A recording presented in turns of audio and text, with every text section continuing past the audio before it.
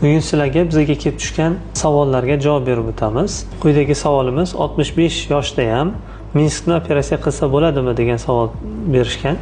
Minskni o'zi jarohati turli xil bo'ladi. Agar yengil, o'rta og'ir jarohatlar bo'ladigan bo'lsa, bularda konservativ davo choralari va mashqlar o'zi yetarli bo'ladi.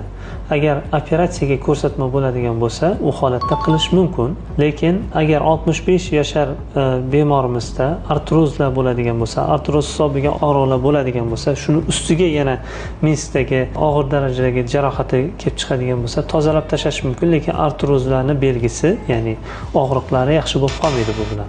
Faqatgina yirtilgan Minskni keltirib chiqarayotgan belgilari bartaraf qilinadi. Keyingi savolimiz, operatsiyadan keyin operatsiya joyi shamollab qolib yiringlasa nima qilinadi debdilar.